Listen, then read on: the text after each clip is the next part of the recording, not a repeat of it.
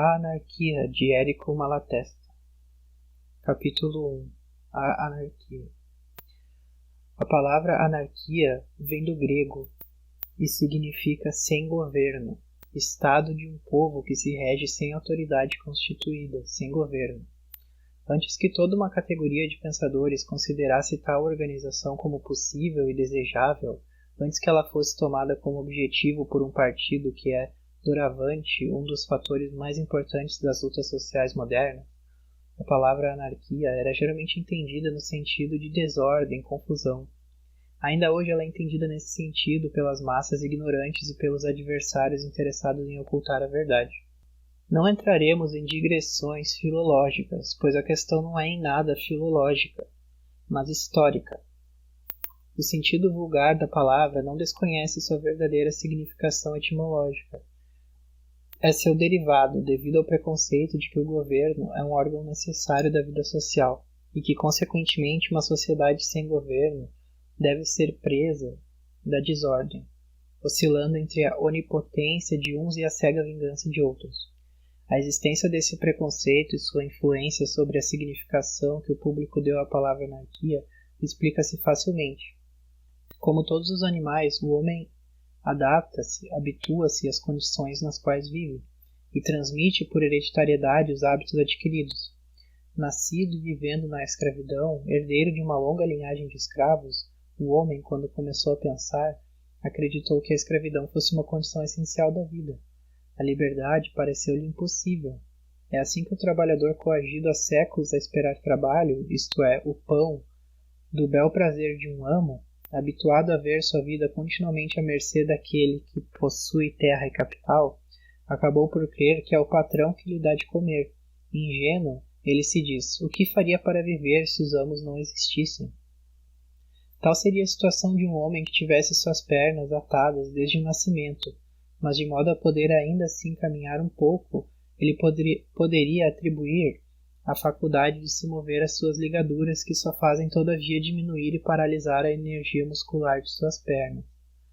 E se, aos efeitos naturais do hábito, acrescento a educação dada pelo patrão, pelo padre, pelo professor, etc., todos interessados em pregar que o governo e os amos são necessários, se incluirmos o juiz e o policial que se esforçam para reduzir ao silêncio aquele que pensa de forma diferente e quer propagar seu pensamento, compreender-se-á de que maneira, no cérebro pouco culto da massa, enraizou-se o preconceito da utilidade, da necessidade do patrão e do governo. Imaginem, pois, que ao homem de pernas atadas do qual falamos, o médico expõe toda uma teoria e dá 1000 exemplos habilmente inventados para persuadi-lo de que, com suas pernas livres, ele não poderia caminhar nem viver. Esse homem defenderia com furor suas correntes e consideraria como inimigos aqueles que quisessem arrebentá-las. Assim, como se acreditou que o governo era necessário, como se admitiu que sem governo só pode haver desordem e confusão, é natural, é até mesmo lógico que o termo anarquia, que significa ausência de governo, signifique também ausência de ordem. O fato não deixa de ter exemplos na história das palavras. No tempo e nos países onde o povo acreditou ser necessário o governo de um único, ou seja, monarquia, a palavra república, que significa governo da maioria, era considerada no sentido de desordem e confusão. Encontramos ainda esse significado na linguagem popular de quase todos os países. Mudem a opinião, persuadam o público de que o governo, além de desnecessário, é extremamente perigoso e nocivo. E então, a palavra anarquia, justamente porque significa ausência de governo, quererá dizer a todos ordem natural, harmonia das necessidades e dos interesses de todos, liberdade completa na completa solidariedade. É errado dizer que os anarquistas escolheram mal seu nome, uma vez que este é mal compreendido pela massa e presta-se a uma interpretação equivocada. O erro não depende da palavra, mas da coisa em si, e a dificuldade encontrada pelos anarquistas na propaganda não depende do nome que eles se dão, mas do fato de que seu conceito se choca com todos os preconceitos arraigados que o povo cria da função do governo, ou como se diz ordinariamente do Estado. Antes de avançar, é preciso explicar bem o sentido desta última palavra, que é, na nossa opinião, causa de inúmeros equívocos. Os anarquistas se servem normalmente da palavra Estado para exprimir todo esse conjunto de instituições políticas, legislativas, judiciárias, militares, financeiras, etc., pelas quais subtrai-se ao povo a gestão de seus próprios negócios, a direção de suas próprias condutas, o cuidado de sua própria segurança para confiá-las a alguns indivíduos que, por usurpação ou delegação, encontram-se investidos do direito de fazer leis sobre tudo e para todos, de coagir o povo a se conformar com isso, servindo-se para esta finalidade da força de todos. Nesse caso, a palavra Estado significa governo, ou se quiser, expressão impessoal, abstrata desse estado de coisas do qual o governo é a personificação. As expressões abolição do Estado, sociedade sem Estado, etc., correspondem perfeitamente à ideia que os anarquistas querem exprimir quando falam de destruição de toda organização política fundada na autoridade e de constituição de uma sociedade de homens livres e iguais, fundada na harmonia dos interesses e na cooperação voluntária de todos para a satisfação das necessidades sociais. Todavia, a palavra Estado tem muitos outros significados, dentre os quais alguns se prestam ao equívoco, sobretudo quando se trata de homens que, graças à sua triste posição social, não tiveram a satisfação de se habituar às delicadas distinções da linguagem científica, ou pior ainda, quando se trata de adversários de má-fé que têm interesse de confundir e não querer compreender. Emprega-se, por exemplo, a palavra Estado para indicar tal coletividade humana reunida num dado território e constituindo o que se chama um corpo moral, independentemente da forma de agrupamento dos membros e das relações que existem entre eles. Usam-na ainda simplesmente como sinônimo de sociedade. É por causa de todas essas significações da palavra Estado que os adversários acreditam ou fingem acreditar que os anarquistas querem a abolição de toda a conexão social, de todo o trabalho coletivo, e tendem a reduzir os homens ao isolamento, a uma condição pior do que selvageria. Por Estado, compreende-se também a administração superior de um país, o poder central, distinto do poder provincial ou comunal, e por essa razão outros acreditam que os anarquistas querem uma simples descentralização territorial, deixando intacto o princípio governamental. Eles confundem assim a anarquia com o cantonalismo e o comunalismo. Estado significa, enfim, condição, modo de ser, regime social, etc. É assim que dizemos, por exemplo, que é preciso mudar o estado econômico da classe operária, ou que o estado anárquico é o único estado social fundado sobre o princípio da solidariedade. E outras definições semelhantes que em nossos lábios, nós que dizemos também querer a abolição do Estado, podem, à primeira vista, parecer extravagantes ou contraditórias. Por essas razões, acreditamos ser preferível empregar o mínimo possível a expressão abolição do Estado e substituí-la por outra mais clara e mais concreta, abolição do governo. De qualquer forma, é o que faremos no decorrer desta obra. Nós dissemos que a anarquia é a sociedade sem governo, mas a supressão dos governos é possível, é desejável, é previsível? Examinemos o que é governo. A tendência metafísica, que é uma doença do espírito pela qual o homem, após ter abstraído por processos lógicos as qualidades de um ser, sofre uma espécie de alucinação, fazendo com que tome a abstração pela realidade. Apesar dos golpes que a ciência positiva lhe infligiu, possui ainda profundas raízes no espírito da maioria dos homens contemporâneos. Faz com que muitos concebam o governo como uma entidade moral, dotada de certos atributos de razão, justiça e equidade, independente das pessoas que estão no governo. Para eles, o governo, ou melhor, o Estado, é o poder social abstrato, é o representante sempre abstrato dos interesses gerais. É a expressão do direito de todos, considerado como limite dos direitos de cada um.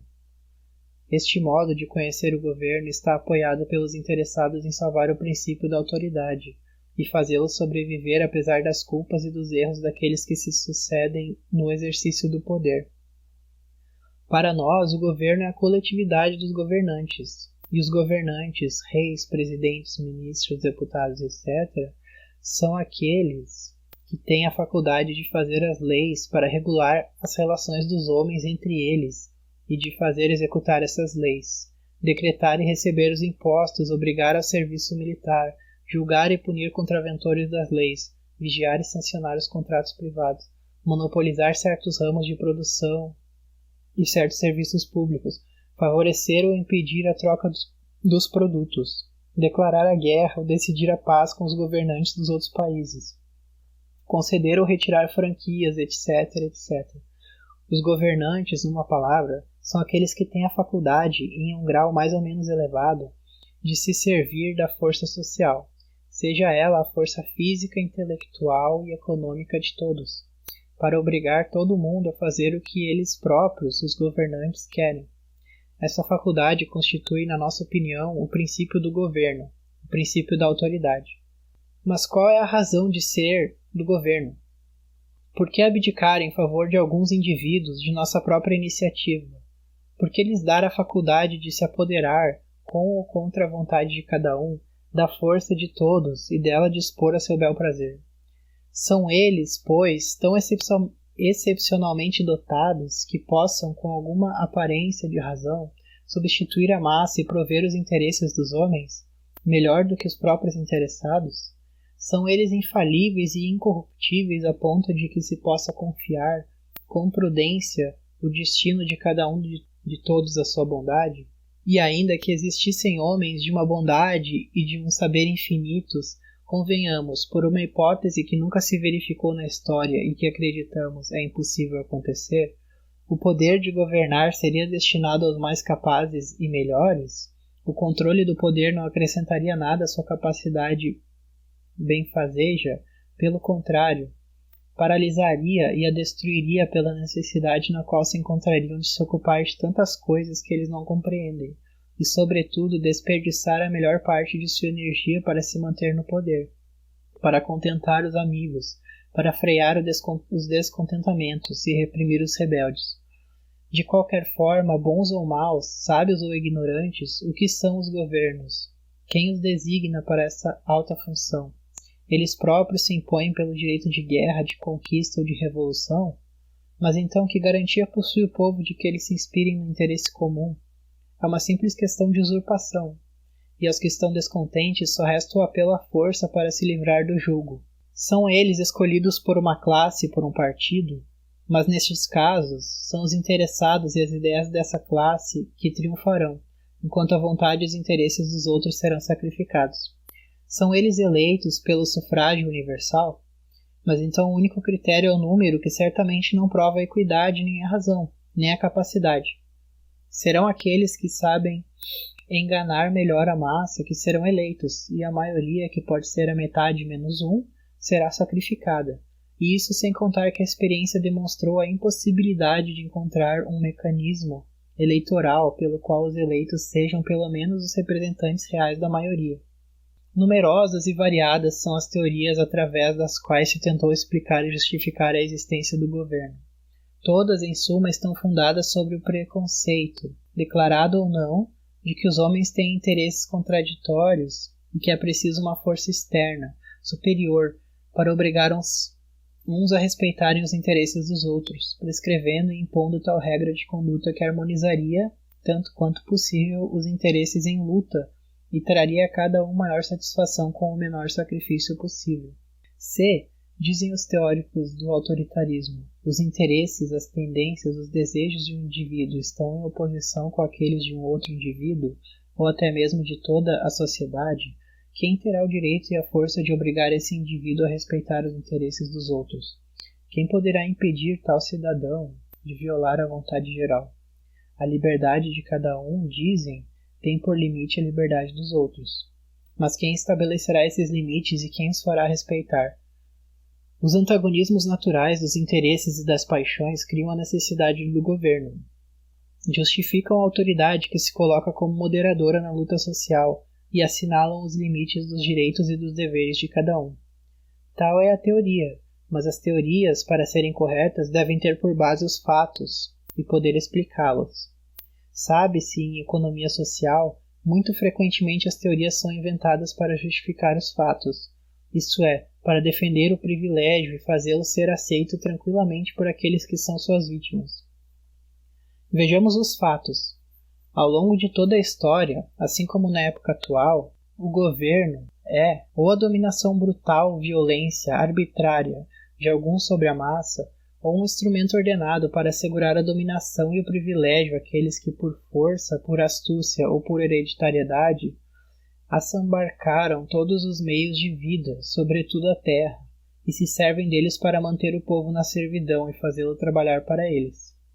Oprimem-se os homens de dois modos, diretamente pela força brutal, pela violência física, ou indiretamente subtraindo-lhes seus meios de subsistência e reduzindo-os assim à impotência. O primeiro modo é originado do poder, privilégio político, o segundo do privilégio econômico. Pode-se ainda oprimir os homens agindo sobre sua inteligência e seus sentimentos, o que constitui o poder religioso ou universitário. Mas como o espírito nada mais é do que uma resultante das forças materiais, a mentira e os corpos constituídos para propagá-la só têm razão de ser enquanto resultado dos privilégios econômicos e políticos, um meio para defendê-los e consolidá-los. Nas sociedades primitivas pouco numerosas, com relações sociais pouco complicadas, os dois poderes, político e econômico, encontram-se reunidos nas mesmas mãos, que podem ser, em certo momento, as de um único homem. E isso, quando uma circunstância qualquer impediu que os hábitos, costumes de solidariedade fossem estabelecidos ou distribuíram-se aqueles que existiam e estabeleceu-se a dominação do homem sobre o homem. Aqueles que pela força venceram e apavoraram os outros, dispõem das pessoas e das coisas dos vencidos e os obrigam a servi-los, trabalhar para eles e a fazer sua vontade em tudo. Eles são simultaneamente proprietários, legisladores, reis, juízes e carrascos. Mas com o crescimento da sociedade, com a ampliação das necessidades, com a complicação das relações sociais, a existência prolongada de tal despotismo torna-se impossível. Os dominadores, seja para garantir sua segurança, seja por comodidade ou por impossibilidade de agir de outra forma, encontram-se na necessidade, de um lado, de se apoiar sobre uma classe privilegiada, ou seja, sobre um certo número de indivíduos cointeressados em sua dominação, e por outro lado, fazer de modo que cada um provenha como pode a sua própria existência, reservando para si a dominação suprema, isso é, o direito de explorar ao máximo possível todo o mundo, ao mesmo tempo satisfazendo a vaidade de comando. É assim que, à sombra do poder, com sua proteção e cumplicidade, e a miúde sem seu conhecimento, por falta de controle, desenvolveu-se a propriedade privada, ou seja, a classe dos proprietários. Estes concentram pouco a pouco em suas mãos os meios de produção, as verdadeiras fontes da vida, agricultura, indústria, comércio, etc., e acabam por construir um poder que, pela superioridade de seus meios e pelas séries interessados que abarcam, acaba sempre por submeter, mais ou menos abertamente, o poder político, o governo, para fazer dele seu próprio policial. Este fenômeno reproduziu-se diversas vezes na história. Cada vez que numa invasão ou numa ação militar a violência física brutal levou a melhor numa sociedade, os vencedores mostraram a tendência a concentrar em suas mãos o governo e a propriedade. Mas a constante necessidade do governo em buscar a cumplicidade de uma classe poderosa, as exigências da produção, a impossibilidade de tudo vigiar e tudo dirigir, reestabeleceram a propriedade privada, a divisão dos dois poderes, e com ela a dependência efetiva daqueles que se apoderaram da força, os governantes, em proveito daqueles que possuem as fontes da força, os proprietários. O governo acaba sendo sempre e fatalmente o guardião do proprietário. Nunca este fenômeno se acentuou tanto quanto nos dias de hoje. O desenvolvimento da produção, a imensa extensão do comércio, o poderio desmedido que o dinheiro adquiriu, e todos os fatos econômicos provocados pela descoberta da América, pela invenção das máquinas, etc., asseguraram uma tal supremacia à classe capitalista que, não contente em dispor do apoio do governo, ela desejou que o governo saísse de seu seio. Um governo que extraía sua origem do direito de conquista, do direito divino, dizem os reis e seus padres, por mais que as circunstâncias o submetessem à classe capitalista, ele conservava sempre uma atitude arrogante e desdenhosa para com seus antigos escravos enriquecidos, e veleidades de independência e dominação. Esse governo era o defensor, o policial dos proprietários, mas havia desses policiais que julgam ser alguma coisa e se fazem arrogantes com aqueles que devem acompanhar e defender, quando não os roubam e degolam na primeira esquina.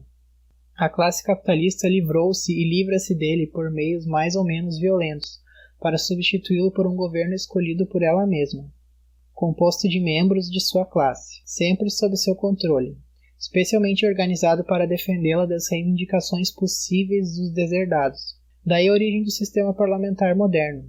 Hoje o governo, composto de proprietários e pessoas a seu serviço, está integralmente à disposição dos proprietários, a tal ponto que os mais ricos desdenham frequentemente de fazer parte dele. Rothschild não precisa ser deputado nem ministro, basta-lhe ter à sua disposição os deputados e os ministros. Em muitos países, o proletariado tem nominalmente uma participação mais ou menos ampla na eleição do governo. É uma concessão feita pela burguesia, seja para obter a colaboração do povo na luta contra o poder real ou aristocrático, seja para desviar do povo a ideia de emancipação, dando-lhe uma aparência de soberania. Que a burguesia o tenha ou não previsto quando concedeu ao povo o direito de voto, é certo que este direito mostrou-se completamente ilusório, bom apenas para consolidar o poder da burguesia, dando à parte mais enérgica do proletariado a vã esperança de chegar ao poder. Mesmo com o sufrágio universal, e poderíamos dizer, sobretudo com o sufrágio universal, o governo permaneceu o servo e o policial da burguesia. De outro modo, se o governo ameaçasse tornar-se hostil, se a democracia pudesse ser outra coisa que um meio de enganar o povo, a burguesia, ameaçada em seus interesses, preparar-se-ia para a revolta e servir-se-ia de toda a força e de toda a influência que lhe dá a posse da riqueza, para lembrar ao governo a função de simples policial a seu serviço. Em todos os tempos e lugares, qualquer que seja o nome que o governo assuma, quaisquer que sejam sua origem e sua organização, sua função essencial é sempre de oprimir e explorar as massas, defender os opressores e os assambarcadores. Seus órgãos principais, características indispensáveis, são o policial e o coletor de impostos, o soldado e o carcereiro, aos quais se junta infalivelmente o mercador de mentiras, padre ou professor, pago e protegido pelo governo para escravizar os espíritos e torná-los dóceis ao jugo. Certamente a essas funções primordiais, a estes órgãos essenciais do governo, outras funções e outros órgãos associaram-se no curso da história. Admitamos, todavia, que nunca, ou quase nunca, tem existido, num país pouco civilizado, um governo que, além das suas funções opressivas e expoliadoras, não se tenha atribuído outras funções úteis ou indispensáveis à vida social. Mas isso em nada invalida o fato de que o governo é, por sua natureza, opressivo e expoliador, que ele é, por sua origem e posição, fatalmente levado a defender e a reforçar a classe dominante. Este fato não somente confirma o que já dissemos, mas o agrava. Na realidade, o governo assume a tarefa de proteger, mais ou menos, a vida dos cidadãos contra o ataque diretos e brutais.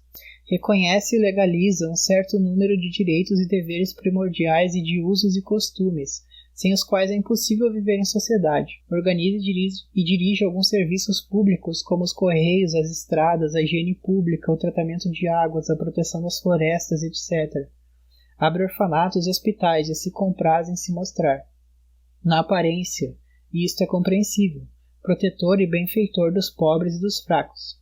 Mas basta observar como e por que ele realiza essas funções para se ter a prova experimental, prática, de que tudo que o governo faz é sempre inspirado pelo espírito de dominação e ordenado para defender, aumentar e perpetuar seus próprios privilégios, e aqueles de cuja classe é o representante e o defensor.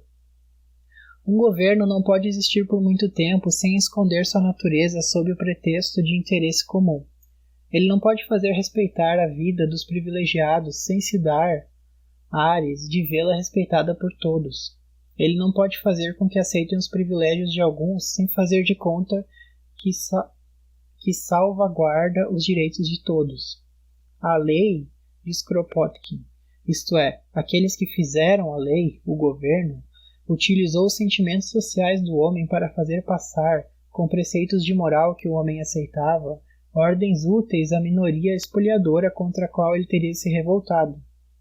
Um governo não pode querer que a sociedade se desfaça, porque desapareceria então, para ele e para a classe dominante, a matéria a explorar. Ele não pode permitir que ela se rege por si própria, sem intromissão oficial, porque assim o povo perceberia bem rápido que o governo não serve para nada, senão para defender os proprietários que o tornam faminto, e se prepararia para se livrar dos governos e dos proprietários. Hoje, diante das exigências urgentes e ameaçadoras do proletariado, os governos mostram a tendência de se interpor nas relações entre patrões e operários. Eles tentam, assim, desviar o movimento operário e impedir, com algumas reformas enganadoras, que os pobres tomem eles próprios tudo aquilo de que necessitam, quer dizer, uma parte do bem-estar igual àquela da qual usufruem os outros.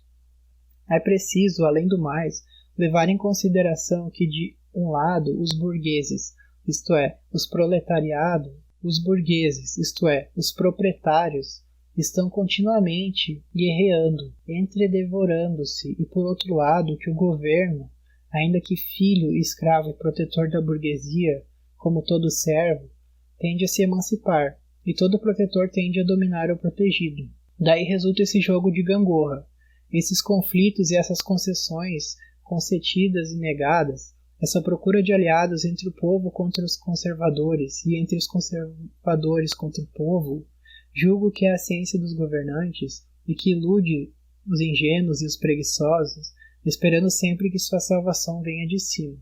Com tudo isso, o governo não muda de natureza. Se ele se faz regulador e se torna garantidor dos direitos e dos deveres de cada um, ele perverte o sentimento de justiça, qualifica de crime e pune todo ato que ofenda ou ameace os privilégios dos governantes e dos proprietários. Declara justa, legal, a mais atroz exploração dos miseráveis, o lento e contínuo assassinato moral e material, perpetrado pelos que possuem em detrimento dos que nada possuem. Se ele se faz administrador dos serviços públicos, visa ainda, e sempre os interesses dos governantes e dos proprietários, só se ocupa os interesses da massa laboriosa enquanto for necessário para que a massa consinta em pagar. Se ele se faz professor, impede a propagação da verdade, e tende a preparar o espírito e o coração dos jovens para que se tornem ou tiranos implacáveis ou escravos dóceis, segundo a classe a qual pertençam. Tudo nas mãos do governo. Se torna meio para explorar. Tudo se torna instituição de polícia para manter o povo acorrentado. Deve ser assim. Se a vida dos homens é a luta entre si, há certamente vencedores e vencidos. E o governo, que é o prêmio da luta, ou um meio para assegurar aos vencedores os resultados da vitória e perpetuá-los, jamais estará nas mãos daqueles que perderam. Quer a luta ocorra no terreno da força física ou intelectual, quer ela ocorra no terreno econômico. Aqueles que lutaram para vencer, para assegurar para si melhores condições, conquistar privilégios, comando e poder, uma vez obtida a vitória, com certeza não se servirão disso para defender os direitos dos vencidos ou para impor limites às suas próprias vontades e a de seus amigos e partidários. O governo, ou como se diz o Estado, provedor de justiça, moderador das lutas sociais, administrador imparcial dos interesses públicos, é uma mentira, uma ilusão, uma utopia jamais realizada e jamais realizável. Se os interesses dos homens tivessem de ser contrários uns dos outros, se a luta entre os homens fosse uma lei necessária da sociedade humana, se a liberdade de alguns tivesse de ser um limite à liberdade dos outros, então cada um procuraria fazer sempre triunfar seus próprios interesses sobre os dos demais. Cada um tentaria aumentar sua liberdade em prejuízo da liberdade do outro. Se tivesse de existir um governo, não porque fosse mais ou menos útil à totalidade dos membros de uma sociedade, mas porque os vencedores desejassem assegurar para si os frutos da vitória, subjugando solidamente os vencidos e livrar-se do peso de estar sempre na defensiva, encarregando de sua defesa homens especialmente treinados na profissão de policial, então a humanidade estaria destinada a perecer ou a debater-se eternamente entre a tirania dos vencedores e a rebelião dos vencidos. Felizmente, o futuro da humanidade é mais promissor, porque a lei que a governa é mais doce. Esta lei é a solidariedade.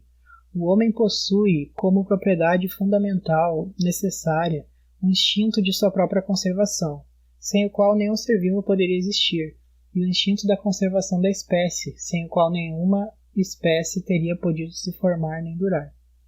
Ele é naturalmente levado a defender sua existência e seu bem-estar, assim como de sua própria genitura, contra tudo e contra todos. Os seres vivos têm na natureza duas maneiras de assegurar sua existência e torná-la mais tranquila. De um lado, a luta individual contra os elementos e contra os outros indivíduos da mesma espécie ou de espécies diferentes. Do outro, o apoio mútuo, a cooperação, que pode ser chamada a associação para a luta, contra todos os fatores naturais contrários à existência, ao desenvolvimento e ao bem-estar dos associados. Nós não poderíamos, nessas poucas páginas, indicar a parte respectiva desses dois princípios na evolução da vida orgânica, a luta e a cooperação. Basta-nos constatar de que maneira, na humanidade, a cooperação, forçada ou voluntária, tornou-se o único meio de progresso, aperfeiçoamento, segurança e de que modo a luta, herança atávica, tornou-se completamente inapta a favorecer o bem-estar dos indivíduos e produziu, ao contrário, o mal para todos, para os vencedores bem como para os vencidos. A experiência acumulada e transmitida por gerações sucessivas ensinou ao homem que, ao se unir a outros homens, sua conservação é mais segura e seu bem-estar maior. Assim, consequência da própria luta pela existência, engajada contra o meio ambiente e contra os indivíduos de sua espécie, desenvolveu-se nos homens um instinto social, que transformou completamente as condições de sua existência. Pela força deste instinto, o homem pôde sair da animalidade, adquirir um potencial enorme e elevar-se tão alto acima dos outros animais que os filósofos espiritualistas acreditaram ser necessário inventar para ele a alma imaterial e imortal. Inúmeras causas concorrentes contribuíram para a formação desse instinto social, que, partindo da base animal, do instinto da conservação da espécie, que é um instinto social restringindo a família natural, alcançou um grau eminente de intensidade e de extensão, para constituir doravante o fundo mesmo da natureza moral do homem. O homem, saído dos tipos inferiores da animalidade, estava fraco e desarmado para a luta individual contra as feras carnívoras. Mas, possuindo um cérebro capaz de grande desenvolvimento, um órgão vocal apto a exprimir, por sons diversos, as diversas vibrações cerebrais, mãos especialmente adaptadas para dar forma desejada à matéria, rapidamente ele devia sentir a necessidade e as vantagens da associação.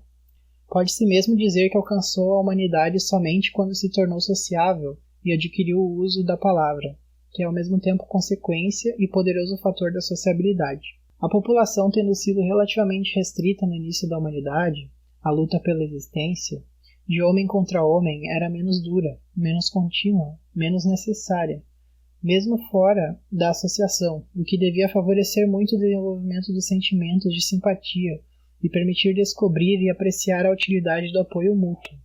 Enfim, a capacidade adquirida pelo homem graças às suas qualidades primitivas aplicadas em cooperação com um número mais ou menos grande de associados, de modificar o meio ambiente e adaptá-lo às suas necessidades, a multiplicação dos desejos que crescem com os meios de satisfazê-los e se tornam necessidades, a divisão do trabalho, que é a consequência da exploração metódica da natureza em proveito do homem, fizeram da vida social o meio ambiente necessário ao homem, fora do qual ele não poderia viver sem cair num estado bestial. E pelo refinamento da sensibilidade, consequência da multiplicidade das relações, por hábito adquirido pela espécie, graças à transmissão hereditária durante milhares de anos, Essa necessidade de vida social, de trocas de pensamentos e afeições entre os homens, tornou-se um modo de ser necessário ao nosso organismo. Transformou-se em simpatia, amizade, amor e subsiste independentemente das vantagens materiais que a associação produz, a tal ponto que, para satisfazê-las, defronta-se com todos os tipos de sofrimentos, e mesmo com a morte. Em suma, as enormes vantagens que a associação traz à humanidade, o estado de inferioridade física, não proporcional à sua superioridade intelectual, no qual ele se encontra em relação ao animal, se ele permanece isolado, a possibilidade para o homem de se associar a um número sempre crescente de indivíduos em relação cada vez mais íntimas e complexas, até ampliar a associação de toda a humanidade a toda a vida. Sobretudo, a possibilidade para o homem de produzir, trabalhando em cooperação com os outros, mais do que é necessário para viver.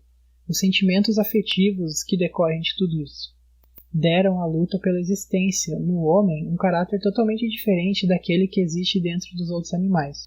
De qualquer forma, sabe-se hoje que as pesquisas dos naturalistas contemporâneos nos trazem a cada dia novas provas disso. A cooperação teve e tem, no desenvolvimento do mundo orgânico, um papel muito importante, de que não suspeitavam aqueles que queriam justificar, erroneamente por sinal, o reino da burguesia por teorias darwinianas. Pois a distância entre a luta humana e a luta animal é enorme e proporcional à distância que separa o homem dos outros animais. Os outros animais combatem, seja individualmente, seja principalmente em pequenos grupos duráveis ou transitórios, contra toda a natureza, inclusive os outros indivíduos de sua própria espécie. Mesmo os animais mais sociáveis, como as formigas, as abelhas, etc., são solidárias entre indivíduos do mesmo formigueiro ou da mesma colmeia, mas são indiferentes em relação às outras comunidades de sua espécie, quando não as combatem. A luta humana, ao contrário, tende a ampliar cada vez mais a associação entre os homens, a solidarizar seus interesses, a desenvolver o sentimento de amor de cada homem por todos os homens, a vencer e dominar a natureza exterior com a humanidade pela humanidade. Toda luta direta para conquistar vantagens, independentemente dos outros homens ou contra eles, contradiz a natureza social do homem moderno e tende a empurrá-lo em direção à animalidade.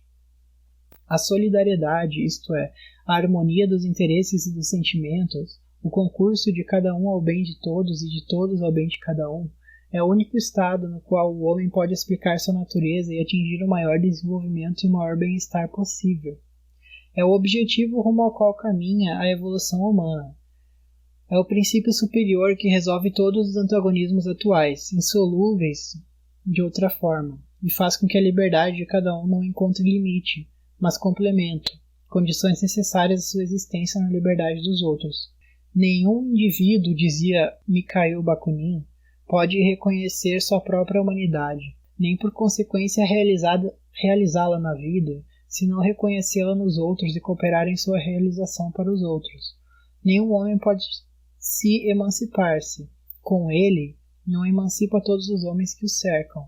Minha liberdade é a liberdade de todos, visto que eu só sou realmente livre, livre não somente na ideia, mas de fato, quando minha liberdade e meu direito encontram sua confirmação e sua sanção na liberdade e no direito de todos os homens, meus iguais. A situação dos outros homens importa muito para mim, pois, por mais independente que pareça ser minha posição social, seja eu Papa, czar, imperador ou primeiro-ministro, sou sempre o produto daquilo que são os últimos dos homens. Se eles são ignorantes, miseráveis e escravos, minha existência é determinada por sua ignorância, sua miséria e sua servidão. Eu, homem esclarecido e inteligente, por exemplo, sou estúpido por sua estupidez.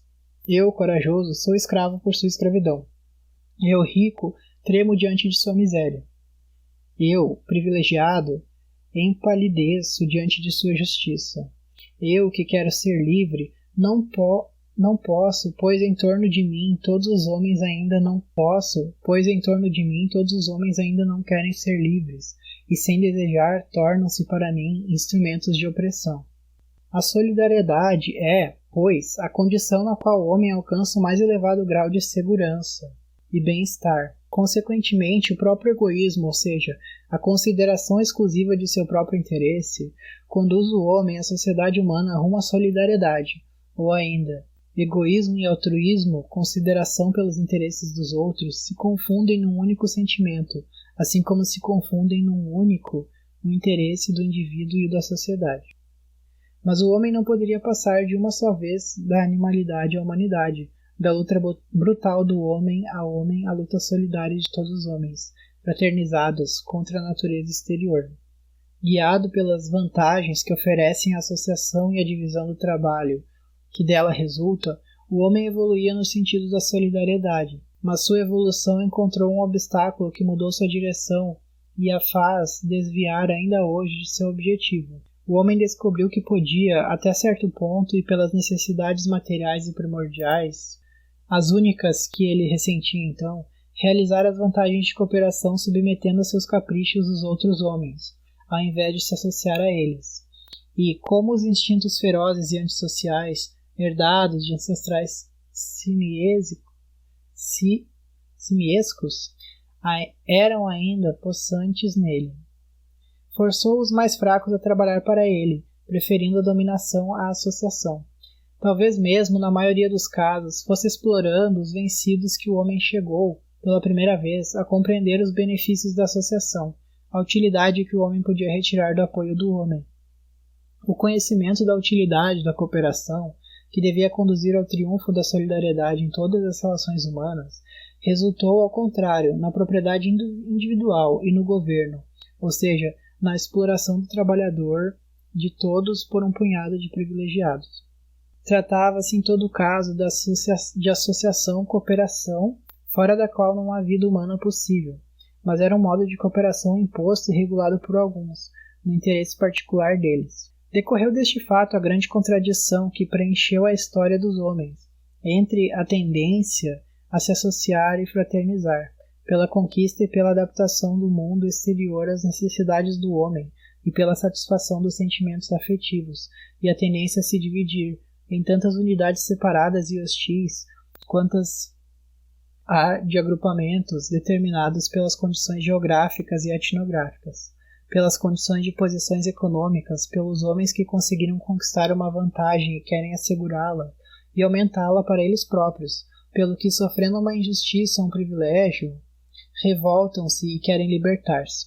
O princípio, cada um por si, que é a guerra de todos contra todos, veio no decorrer da história, complicar, desviar, paralisar a guerra de todos contra a natureza, único meio capaz de trazer o bem-estar à humanidade, pois esta só pode ter seu desenvolvimento completo se tomar por base o princípio todos por um e um por todos.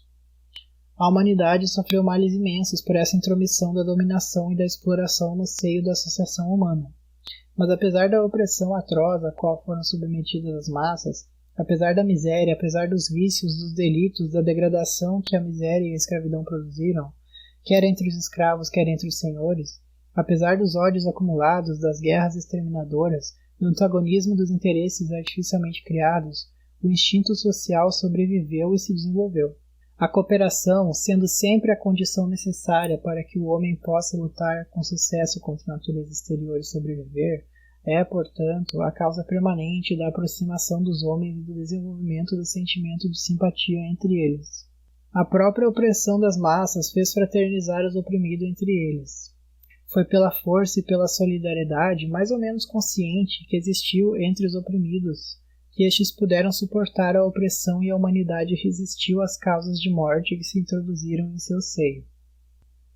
Hoje, com o imenso desenvolvimento que teve a produção, o crescimento dessas necessidades que só podem ser satisfeitas pelo concurso de um grande número de homens de todos os países, os meios de comunicação, o hábito das viagens, a ciência, a literatura, o comércio, as próprias guerras, aglutinaram e aglutinam cada vez mais a humanidade num único corpo, cujas partes, solidárias entre si, só encontram sua plenitude e sua liberdade de desenvolvimento na salvação das outras partes e do todo.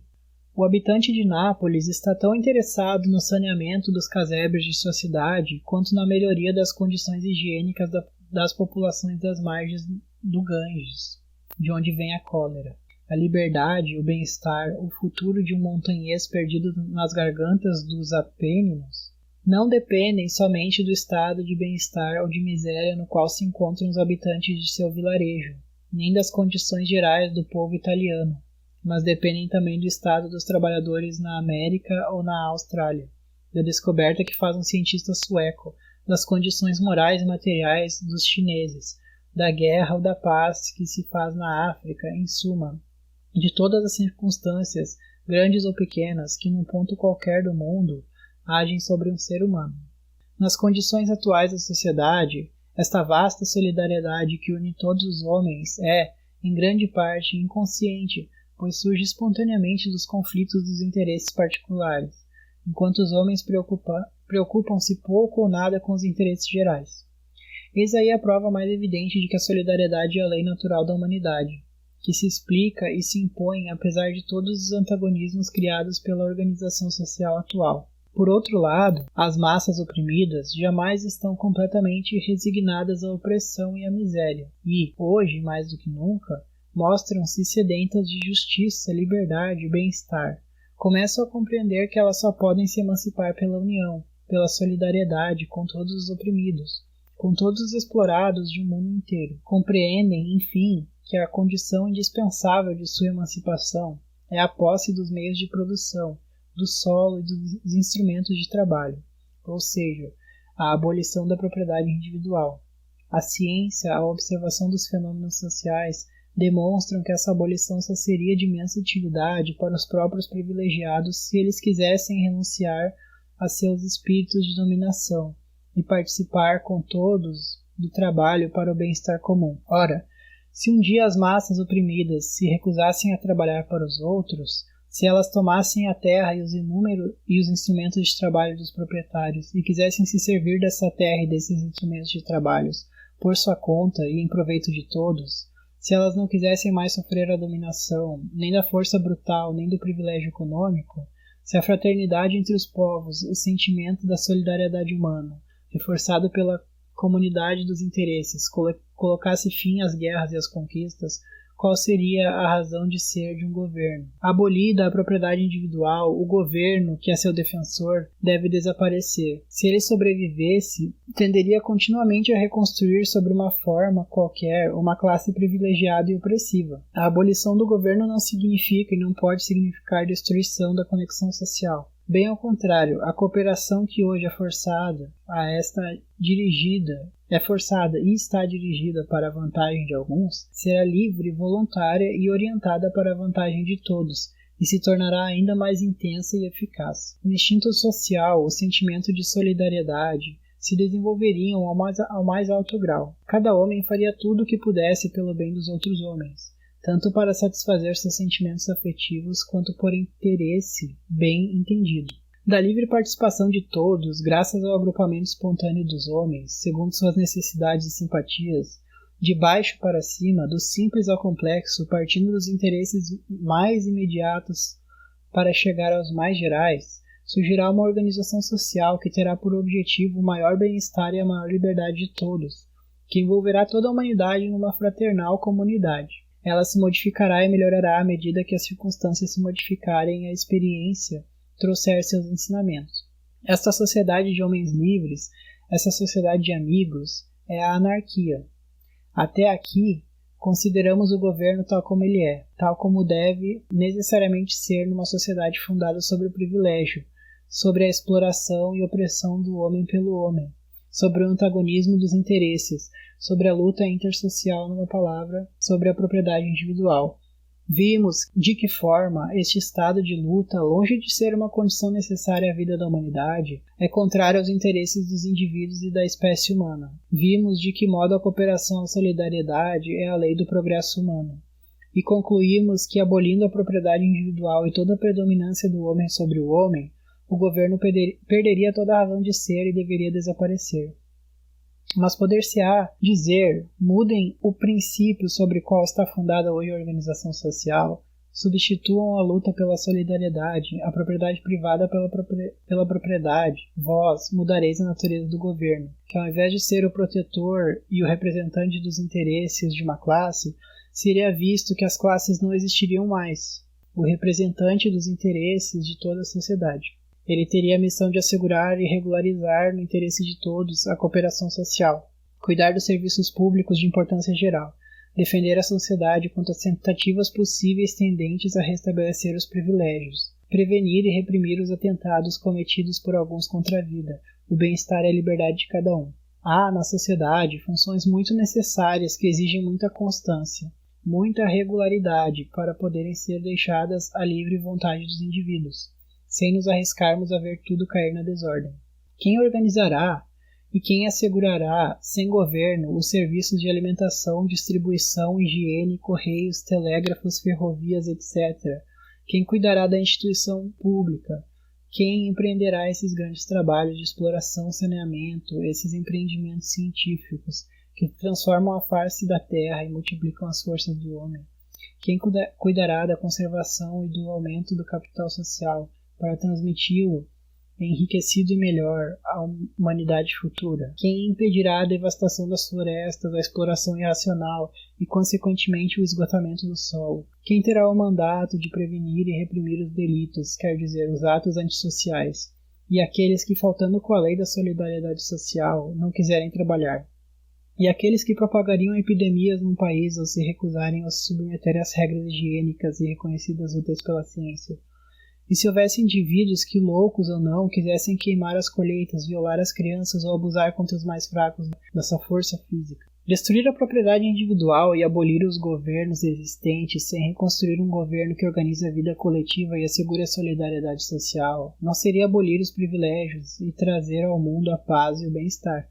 Seria destruir todo o elo social, reconduzir a humanidade à barbárie, em direção ao reino de cada um por si, que é o triunfo da força brutal, inicialmente, e do privilégio econômico depois. Eis as objeções que nos opõem os autoritários, mesmo os que são socialistas, isto é, aqueles que querem abolir a propriedade individual e o governo de classe que dela deriva. Respondamos, antes de mais nada, não é verdade que, mudando as condições sociais, o governo mudaria de natureza e função. Órgão e função são termos inseparáveis. Retirem de um órgão sua função, ou morre o órgão, ou a função se restabelece. Coloquem um exército num país onde não haja razão para isso, nem temor de guerra interna ou externa.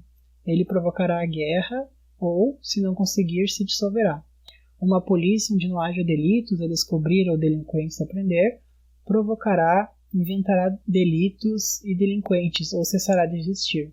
Existe na França há séculos uma instituição, hoje adjunta à administração das florestas, a Louveterie, cujos oficiais têm a atribuição de garantir a destruição dos lobos e outros animais nocivos. Ninguém se surpreenderá ao saber que é precisamente por causa dessa instituição que os lobos ainda existem na França, onde, nas estações rigorosas, eles fazem muitas vítimas. O público se ocupa pouco com os lobos, uma vez que há os Louveteers, que devem ocupar-se. Louveteer, em francês original, é caçadores de lobos. Estes últimos caçam muito bem, mas o fazem inteligentemente, poupando as ninhadas e deixando-lhes o tempo necessário para a reprodução, a fim de não arriscar destruir uma espécie tão interessante. Os camponeses franceses, na realidade, pouca confiança nesses Louveteers e os consideram mais como conservadores de lobos. Pode-se compreender isso que faríamos os tenentes de Louveteer se os lobos desaparecessem. Um governo, isto é um certo número de pessoas encarregadas de fazer as leis, habilitadas a servirem da força de todos para obrigar cada um a respeitá-las, constitui já uma classe privilegiada e separada do povo. Esta procurará instintivamente, com todo o corpo constituído, aumentar suas atribuições, subtrair-se do controle do povo, impor suas tendências e fazer predominar seus interesses particulares. Situado numa posição privilegiada, o governo acha-se em antagonismo com a massa, da qual emprega diariamente a força. Além disso, o governo, mesmo querendo, não poderia contentar todo mundo.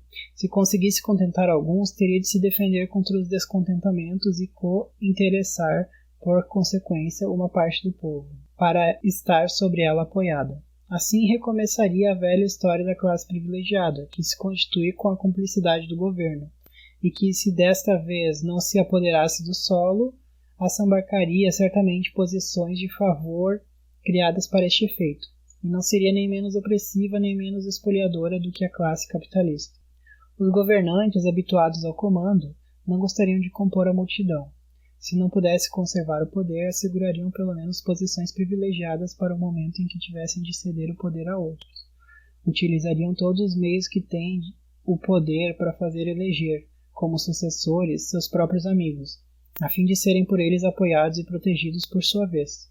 O governo passaria e repassaria pelas mesmas mãos, e a democracia, que é o pretenso governo de todos, acabaria como sempre em oligarquia, o governo de alguns, o governo de uma classe. A oligarquia onipotente, opressiva, absorvente, seria, pois, aquela que tivesse sob sua responsabilidade, isto é, à sua disposição, todo o capital social, todos os serviços públicos, desde a alimentação até a fabricação de fósforos, desde as universidades até os teatros de operetas. Todavia, suponhamos que o governo não constitua em si uma classe privilegiada, e que possa viver sem criar em torno dele uma nova classe de privilegiados, permanecendo o representante e o escravo, se preferir, de toda a sociedade. Para que serviria ele dali por diante? Em que e de que forma aumentaria a força, a inteligência, o espírito e a solidariedade, o cuidado com o bem-estar de todos e da humanidade futura, que naquele momento existisse na sociedade? É sempre a velha história do homem atado, que, tendo conseguido viver apesar de suas amarras, considera-as como condição necessária da sua existência. Estamos habituados a viver sobre um governo que assambarca todas essas forças, todas essas inteligências, todas essas vontades, que pode dirigir para seus fins, e obsta, paralisa, suprime aqueles que lhes são inúteis ou hostis, e imaginando que tudo que foi feito na sociedade é obra do governo, que sem governo não restaria mais a sociedade nem a força, nem a inteligência, nem a boa vontade, assim como já dissemos, o proprietário que se apoderou do solo faz com que o cultivem para seu proveito particular, deixando o trabalhador somente o estritamente necessário para que ele possa e queira continuar a trabalhar. O trabalhador escravizado pensa que não poderia viver sem o patrão, como se tivesse criado a terra e as forças da natureza. O que pode acrescentar o governo às forças morais e se materiais existissem numa sociedade? Seria ele, por acaso, como o Deus da Bíblia, que extrai alguma coisa do nada? Visto que nada foi criado no mundo comumente chamado material, nada se cria também. Nesta forma mais complicada do mundo material, que é o mundo social, eis porque os governos só podem dispor das forças que existem na sociedade, exceto as forças muito grandes que eles paralisam e destroem por sua própria ação, as forças rebeldes, forças que são perdidas em conflitos necessariamente muito numerosos num mecanismo tão artificial.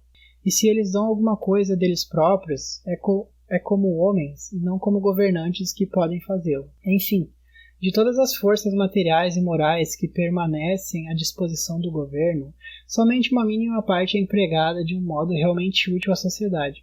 O resto é gasto para refrear as forças rebeldes ou desviado do objetivo de interesse comum e empregado em proveito de alguns e em prejuízo da maioria dos homens. Durante muito tempo dissertou-se sobre a parte respectiva que tem, na vida e nos progressos das sociedades humanas, a iniciativa individual e a ação social, e conseguiu-se, com os artifícios habituais da linguagem metafísica, embaralhar de tal forma as coisas que pareceram audaciosos aqueles que afirmaram que tudo se rege e caminha no mundo humano por meio da iniciativa individual. Na realidade, essa é uma verdade de senso comum que parece evidente tão logo se procure saber das coisas que as palavras significam. O ser real é o homem, é o indivíduo. A sociedade, a coletividade, o Estado, o governo que tem a pretensão de representá-los, se não são abstrações vazias de sentido, nada mais podem ser além de agregados de indivíduos. E é no organismo de cada indivíduo que tem necessariamente origem todos os pensamentos e de todos os atos humanos, os quais, de individuais, tornam-se pensamentos e atos coletivos quando são ou se fazem comuns a muitos indivíduos.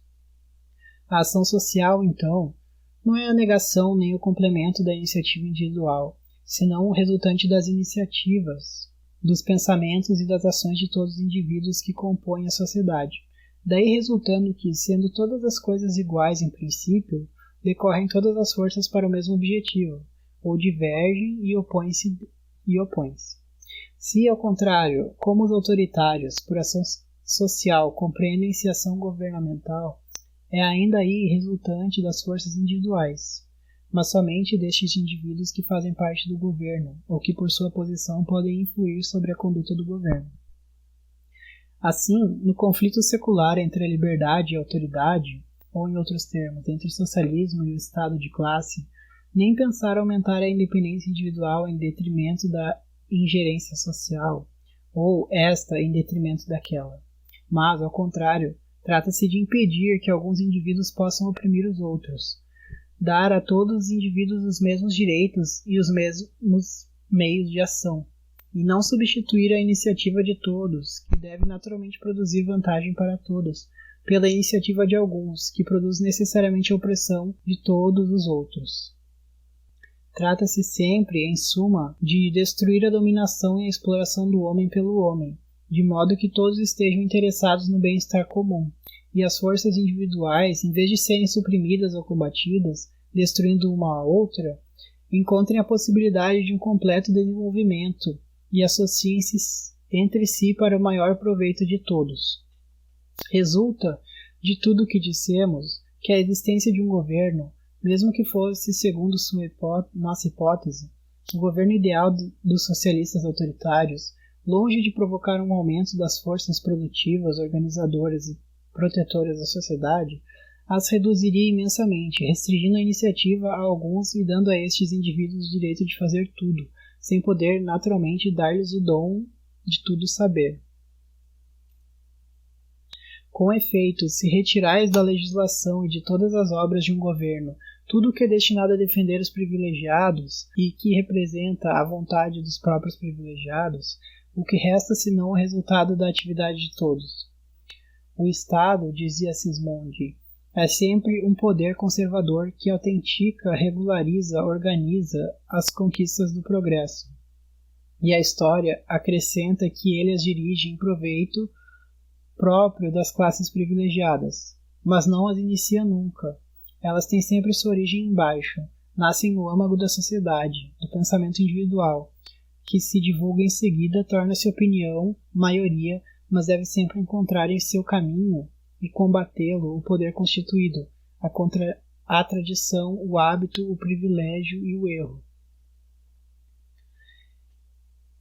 De resto, para compreender como uma sociedade pode viver sem governo, basta observar um pouco e a fundo a sociedade atual, e ver-se-á como na realidade a parte essencial da vida social, realiza-se mesmo hoje fora da intervenção do governo, e como o governo só intervém para explorar as massas, para defender os privilegiados, e enfim para sancionar inutilmente tudo que foi feito sem ele, e frequentemente apesar dele e contra ele.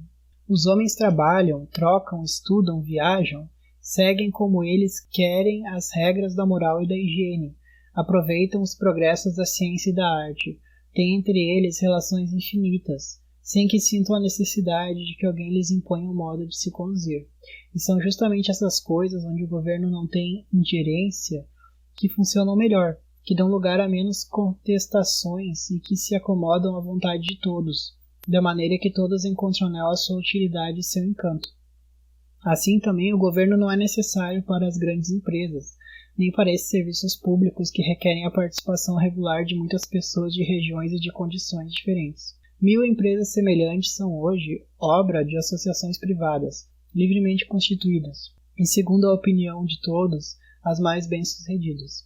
Sem falar das associações dos capitalistas organizadas com o objetivo de exploração, ainda que, no entanto, demonstrem a possibilidade e a força da livre associação e como esta última pode interessar as pessoas de todas as regiões e seus interesses, imensa e extremamente variados.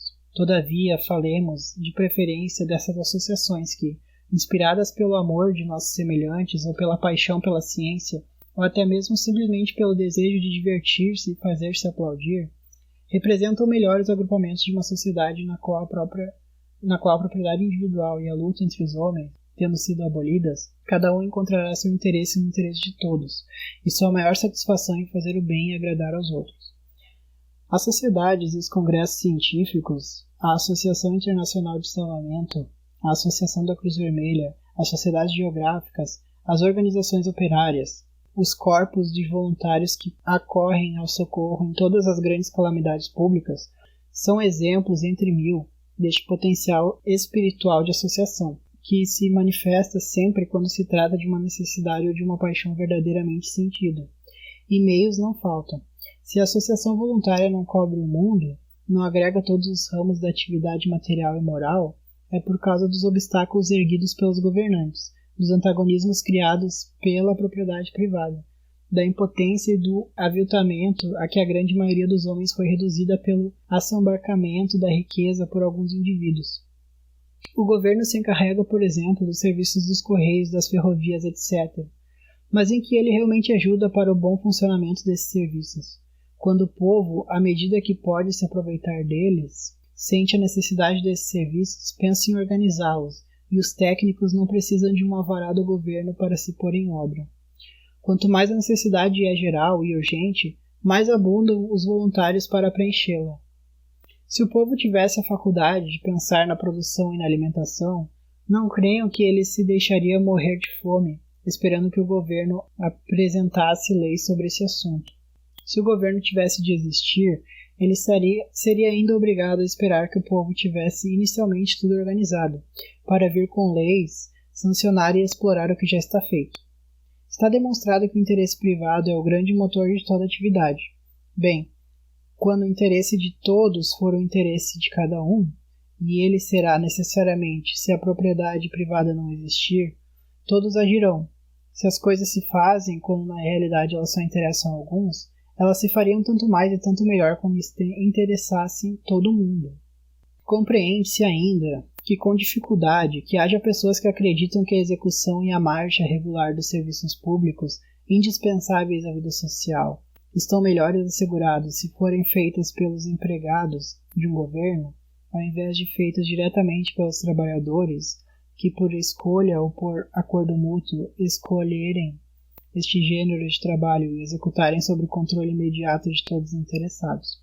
Seguramente, em todo grande trabalho coletivo, há necessidade de divisão de trabalho, direção técnica, administração, etc. Mas os autoritários brincam perversamente com as palavras quando deduzem da necessidade, bem real, de organizar o trabalho, a razão de ser do governo.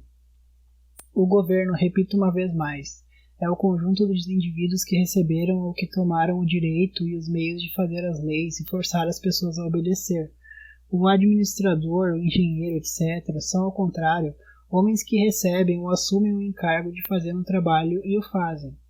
Governo significa delegação de poder, ou seja, a abdicação da iniciativa e da soberania de todos nas mãos de alguns. A administração significa delegação de trabalho, ou seja, encargo dado e aceito, troca livre de serviços, fundada sobre livres contratos. O governo é um privilegiado, pois ele tem o direito de comandar os outros e de servir as forças dos outros para fazer triunfar suas ideias e seus desejos pessoais. O administrador, o diretor técnico, etc., são trabalhadores como os outros, quando se trata, bem entendido, de uma sociedade onde todos têm meios iguais de se desenvolver, onde todos são ou podem ser simultaneamente trabalhadores intelectuais e manuais, onde todos os trabalhos, onde as únicas diferenças entre os homens sejam aquelas que decorrem da diversidade natural e das aptidões, e todas as funções dão um direito igual a gozar dos benefícios sociais. Não se deve confundir a função do governo com a função da administração, essencialmente diferentes, pois se hoje elas se encontram confundidas, é por causa do privilégio econômico e político. Entretanto, apressemo-nos a passar para funções pelas quais o governo é considerado, por todos aqueles que não são anarquistas, como verdadeiramente indispensável. A defesa externa e interna de uma sociedade, isto é, a guerra, a polícia, a justiça. Desaparecidos os governos, estando a riqueza social à disposição de todos, todos os antagonismos desaparecerão rapidamente entre os povos, e a guerra não terá mais razão de existir. Diremos, além disso, que no estado atual da sociedade, quando a revolução eclodir num país, se ela não encontrar eco imediato em todos os lugares, certamente encontrará tanta simpatia que nenhum governo ousará enviar tropas ao exterior, com o risco de ver eclodir a revolução em seu próprio país. Admitamos, todavia, que os governos dos países ainda não emancipados queiram e possam tentar recolocar em escravidão um povo livre. Este precisará de um governo para se defender? Para fazer a guerra são necessários homens que possuam os conhecimentos geográficos e técnicos necessários, e sobretudo as massas que queiram lutar. O governo não pode aumentar a capacidade dos primeiros, nem a vontade e a coragem dos outros. A experiência histórica nos ensina que um povo que quer realmente defender seu próprio país é invencível. Na Itália, todo mundo sabe como, diante dos corpos voluntários, formação anárquica, desmoronaram os troncos e desfazem-se os exércitos regulares, compostos de homens alistados à força ou pagos, e a polícia e a justiça. Muitos pensam que se não houvessem policiais, soldados e juízes, cada um seria livre para matar, violar e brutalizar seu próximo à vontade, que os anarquistas, em nome de seus princípios, gostariam que se aceitasse esta estranha liberdade que viola e destrói a liberdade e a vida do semelhante. Eles estão quase persuadidos de que após termos destruído o governo e a propriedade privada, deixaríamos reconstruir tranquilamente uma e outra, por respeito à liberdade daqueles que ressentissem a necessidade de ser governantes e proprietários. Estranha maneira realmente de compreender nossas ideias. É verdade que assim conseguem mais facilmente livrar-se, com uma sacudida de ombros, do trabalho de refutá-los. A liberdade que nós queremos para nós e para os outros não é liberdade absoluta, abstrata, metafísica, que se traduz fatalmente na prática pela opressão dos fracos, mas sim a liberdade real, a liberdade possível, que é a comunidade consciente dos interesses, a solidariedade voluntária. Nós proclamamos a máxima: faz o que quiseres, e nela resumimos, por assim dizer, nosso programa porque é fácil compreender, estamos persuadidos de que numa sociedade harmônica, numa sociedade sem governo e sem propriedade, cada um desejará o necessário.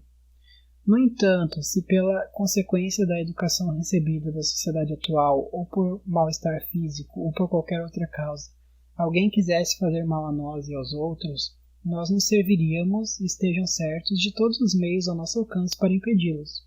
Sabemos muito bem que o homem é consequência de seu próprio organismo do ambiente cósmico e social onde vive, desde que não confundamos o direito sagrado da defesa com o pretenso e absurdo direito de punir.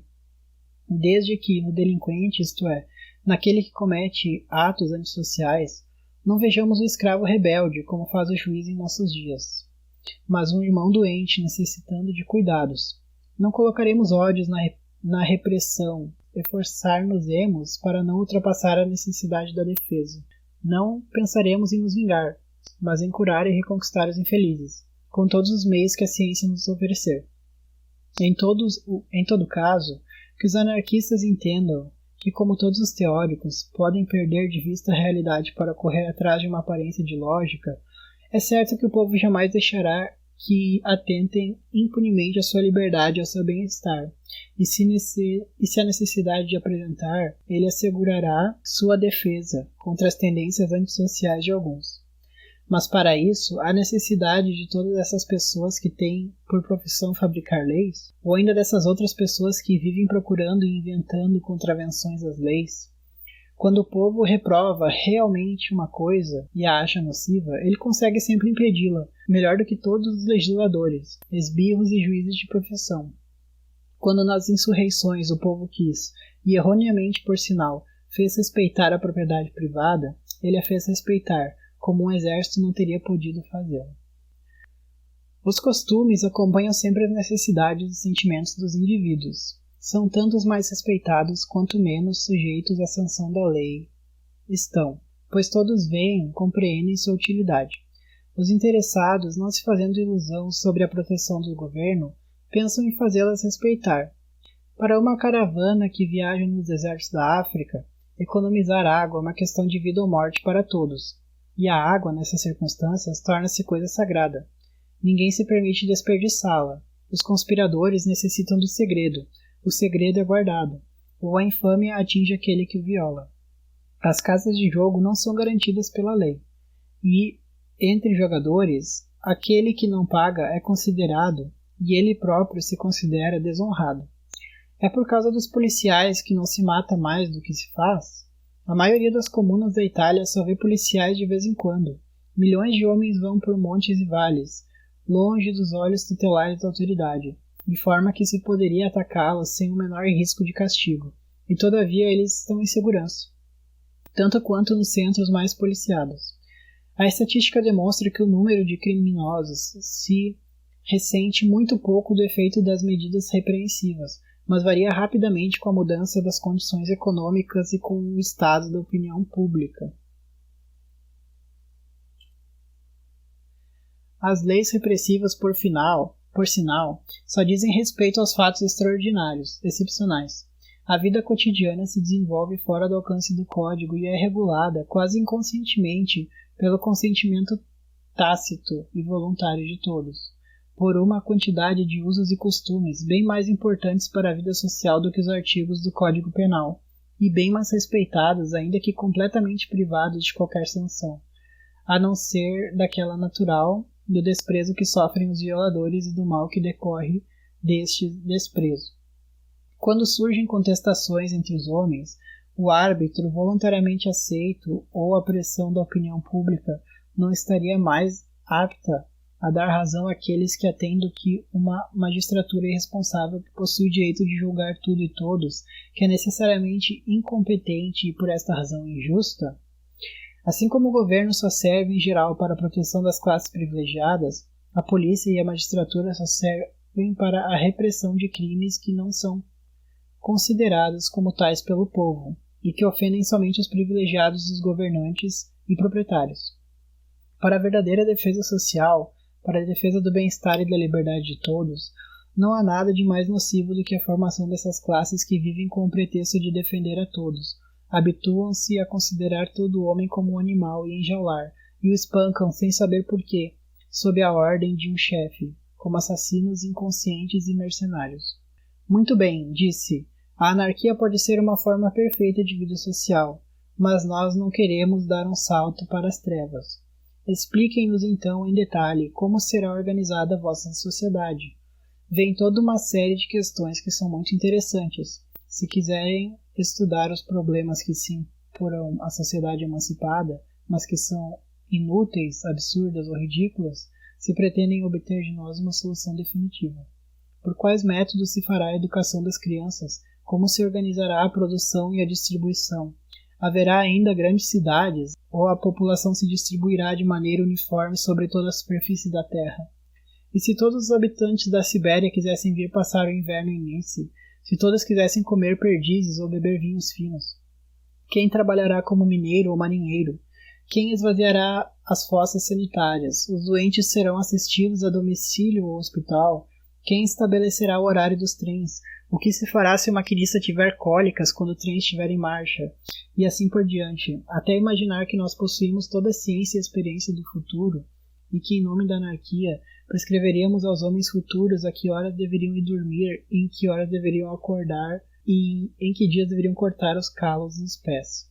Na realidade, se nossos leitores esperam de nós uma resposta a essas perguntas, ou pelo menos aquelas dentre elas que são sérias e importantes, que seja mais do que nossa opinião pessoal momentânea, isso nos demonstrará que não conseguimos alcançar nosso objetivo de explicar o que é a anarquia. Nós não somos mais profetas do que as outras pessoas. Se pretendêssemos dar solução oficial a todos os problemas que se apresentarão na vida da sociedade futura, entenderíamos a abolição do governo num sentido realmente estranho. Nós não declararíamos governo e prescreveríamos, a exemplos dos legisladores religiosos, um código universal para o presente e para o futuro.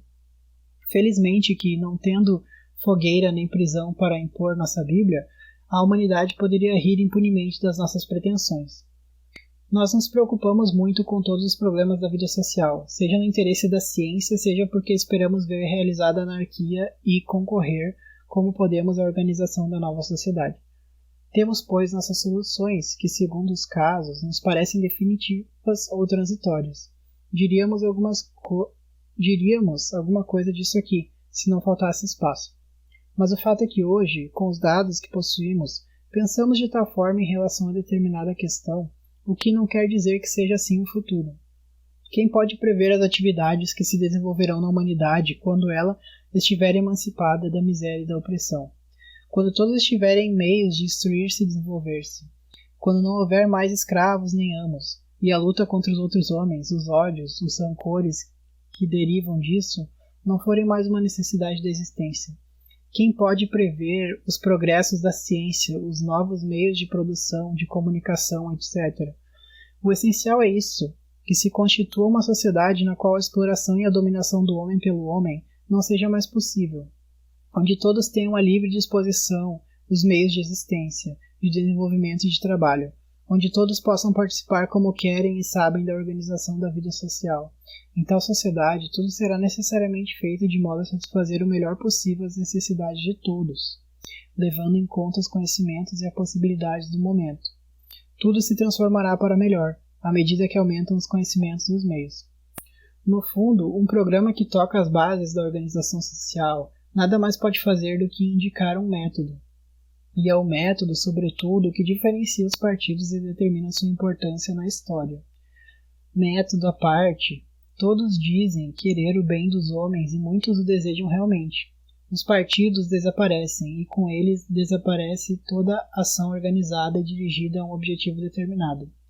É preciso, sobretudo, considerar a anarquia como um método.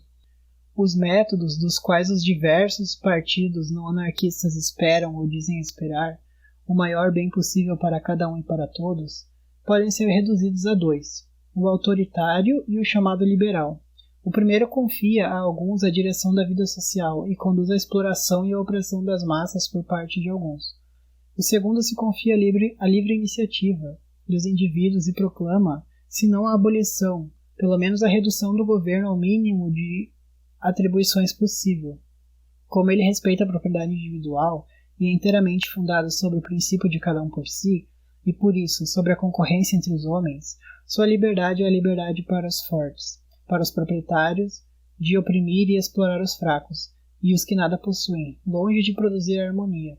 Ele tende a aumentar cada vez mais a distância entre os ricos e os pobres, e conduz também à exploração e à dominação, ou seja, à autoridade.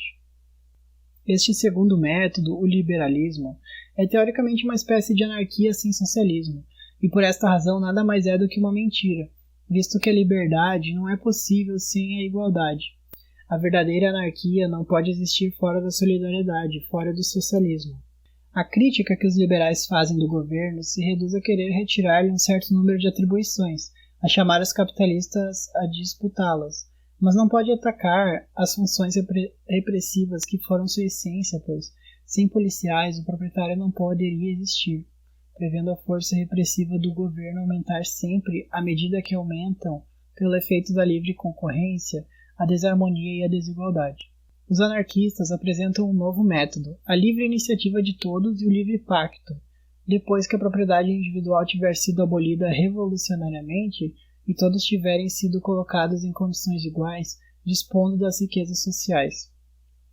Este método, por não permitir a reconstituição da propriedade individual, deve conduzir, por via de livre associação, ao completo triunfo do princípio de solidariedade. Considerando as coisas deste modo, vê-se que todos os problemas apresentados com o intuito de combater as ideias anarquistas são, ao contrário, um argumento em favor da anarquia, pois só ela indica a via a ser seguida para encontrar, experimentalmente, a solução que corresponde melhor aos preceitos da ciência, às necessidades e aos sentimentos de todos. Como educar-se-ão as crianças? Não o sabemos. Em todo caso, os pais, os pedagogos e todos aqueles que se interessam pelo destino das novas gerações se reunirão, discutirão, concordarão ou se dividirão em diversas opiniões e colocarão em prática os métodos que eles julgarem melhores. Com a prática, o método que for realmente melhor acabará por triunfar. Assim, também, acontecerá com todos os problemas que se apresentarão. Resulta do que dissemos até aqui que a anarquia, tal como a compreende o partido anárquico, e ele não pode entendê-la de outra forma, tem por base o socialismo. Se não houvesse essas escolas socialistas que escindem artificialmente a unidade natural da questão social, considerando apenas algumas de suas partes, se não houvesse os equívocos por meio dos quais procura-se dificultar o caminho à revolução social, nós poderíamos afirmar que a anarquia é sinônimo de socialismo, pois um e outro significam a abolição da dominação e da exploração do homem pelo homem, sejam elas praticadas por intermédio dos exércitos, pela força das baionetas ou por assambarcamento dos meios de existência. A anarquia, assim como o socialismo, tem por base por ponto de partida, por meio necessário e igualdade de condições. Ela tem por farol a solidariedade e por método a liberdade. Ela não é a perfeição, não é o ideal absoluto que, como horizonte, afasta-se à medida que avançamos, mas ela é a via aberta a todos os progressos, a todos os aperfeiçoamentos realizados no interesse de todos. Tendo estabelecido que a anarquia é o único modo de vida social que possibilita atender ao maior bem-estar para todos, visto que ela apenas pode destruir toda a classe interessada em manter oprimida e miserável a massa dos homens, tendo estabelecido que a anarquia é possível, pois, na realidade, livra a humanidade de um obstáculo, o governo, contra o qual teve de lutar sempre para avançar em seu penoso caminho. Tendo estabelecido tudo isso, constatamos que os autoritários se retiram para suas últimas trincheiras, onde estão reforçados por um certo número de indivíduos que, ainda que calorosos partidários da liberdade e da justiça, têm medo da liberdade e não sabem conceber uma humanidade que viva e caminhe sem tutores e sem pastores. Pressionados de perto pela verdade, essas pessoas pedem que se adie a discussão para mais tarde, o mais tarde possível.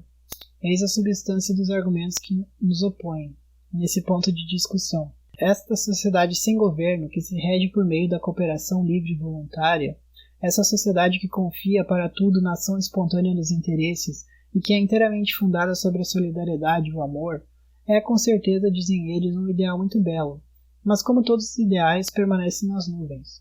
Encontramo-nos numa humanidade que sempre esteve dividida em oprimidos e opressores. Estes são plenos de espírito de dominação e têm todos os vícios dos tiranos. Aqueles estão habituados ao servilismo e têm todos os vícios produzidos pela escravidão, o que é ainda pior. O sentimento da solidariedade está bem longe de ser o que domina entre os homens de hoje. E, se é verdade que os destinos dos homens são e se tornam cada vez mais solidários entre si, não é menos verdadeiro que o que se vê melhor e que deixa a marca mais profunda sobre o caráter humano é a luta pela existência que cada um sustenta, todos os dias contra todos. É a concorrência que pressiona de perto operários e patrões e que faz com que cada homem se torne o lobo de outro homem. Como poderão eles, homens cuja educação se fez numa sociedade com base do antagonismo das classes e dos indivíduos, transformar-se de um momento para o outro e tornar-se capaz de viver numa sociedade na qual cada um fará o que quiser e tiver de fazer, sem coação externa, por impulso de sua própria natureza, visando o bem alheio? Com que discernimento confiareis o destino da revolução, o destino da humanidade, a uma turba ignorante, anemizada pela miséria e embrutecida pelo padre, que será hoje estupidamente sanguinária e amanhã se deixará ilubriar de modo grosseiro por um espertalhão, ou curvará o pescoço de modo servil sobre o calcanhar do primeiro homem de guerra que ousar se proclamar senhor? Não seria mais prudente caminhar em direção ao ideal anarquista passando por uma república democrática e socialista? Um governo composto dos melhores não seria necessário para preparar a geração para ideias futuras? Essas objeções não teriam razão de existir se tivéssemos conseguido nos fazer compreender e convencer o leitor sobre aquilo que dissemos anteriormente. Porém, em todo caso, mesmo que caiamos na repetição, será bom responder a isso. Encontramo-nos sempre diante do preconceito de que o governo é uma força nova, saída não se sabe de onde, que acrescenta ela própria algumas coisas à soma das forças e das capacidades daqueles que compõem e daqueles que o obedecem. Ao contrário, tudo que se faz na humanidade é feito por homens, e o governo, como tal, acrescenta apenas a tendência a fazer monopólio de tudo em proveito de um partido ou de uma determinada classe, e a resistir a toda iniciativa que nasce fora da camarilha. Abolir a autoridade, abolir o governo, não significa destruir as forças individuais e coletivas que agem na humanidade, nem as influências que os homens exercem mutuamente uns sobre os outros. Seria reduzir a humanidade a uma massa de átomos desprendidos uns dos outros e inertes, coisa que é impossível e que, se fosse possível, seria a destruição de toda a sociedade, a morte da humanidade. Abolir a autoridade significa abolir o monopólio da força e da influência. Abolir a autoridade significa abolir este estado de coisas no qual a força social, a força de todos, é o instrumento do pensamento, da vontade, dos interesses de um pequeno número de indivíduos que, através da força de todos, suprimem em seu próprio benefício e no de suas ideias a liberdade de cada um. Abolir a autoridade significa destruir um modo de organização social pelo qual o futuro permanece assambarcado de uma revolução a outra, em proveito daqueles que foram os vencedores em determinado momento. Mikhail Bakunin, numa publicação que apareceu em 1872, após ter dito que os grandes meios da ação da Internacional eram a propaganda de suas ideias e a organização da ação natural de seus membros sobre as massas, acrescenta: a quem quer que declarasse que uma ação assim organizada seria um atentado contra a liberdade das massas, uma tentativa de criar um novo poder autoritário, nós responderíamos que esta pessoa não passa de um sofista e de um idiota. Tanto pior para aqueles que ignoram as leis naturais e sociais da solidariedade humana, a ponto de imaginar que uma absoluta independência mútua dos indivíduos e das massas seja uma coisa possível, ou pelo menos desejável. Desejá-la significa querer a destruição da sociedade, visto que a vida social nada mais é do que esta dependência mútua contínua dos indivíduos e das massas. Todos os indivíduos, mesmo que fossem os mais inteligentes e os mais fortes, bem mais, sobretudo se eles são os mais inteligentes e os mais fortes, são a cada instante os produtores e os produtos. A própria liberdade de cada indivíduo não é outra coisa senão a resultante, reproduzida continuamente desta massa de influências materiais, intelectuais e morais exercidas sobre ele por todos os indivíduos que o cercam pela sociedade no meio do qual ele nasce, se desenvolve e morre. Querer escapar dessa influência através de uma liberdade transcendente, divina, absolutamente egoísta e autossuficiente é a tendência ao não ser. Querer renunciar a exercê-la sobre os outros significa renunciar toda ação social, a expressão de seus pensamentos e dos seus sentimentos, e resulta também no não ser. Essa tendência, tanto elogiada pelos idealistas e metafísicos e a liberdade individual concebida nesse sentido, são, pois, o nada. Na natureza, assim como na sociedade humana, que outra coisa não é senão a mesma natureza, tudo o que vive só vive na condição suprema de intervir, da maneira mais positiva e tão poderosamente quanto a sua natureza o comporta, na vida dos outros. A abolição desta influência mútua seria a morte, e quando reivindicamos a liberdade das massas, não pensamos abolir nenhuma das influências naturais que os indivíduos ou grupos de indivíduos exercem sobre elas. O que nós queremos é a abolição das influências artificiais, privilegiadas, legais, oficiais. É certo que, no estado atual da sociedade, em que a grande maioria dos homens, esmagada pela miséria e embrutecida pela superstição, vive na abjeção, a sorte dos destinos humanos depende da ação de um número relativamente restrito de indivíduos. Certamente não poderá acontecer que, de um momento para o outro, todos os homens elevem-se ao ponto de sentir o dever, bem mais do que o prazer, de realizar todos os seus atos de maneira que só resulte para outrem o maior bem possível.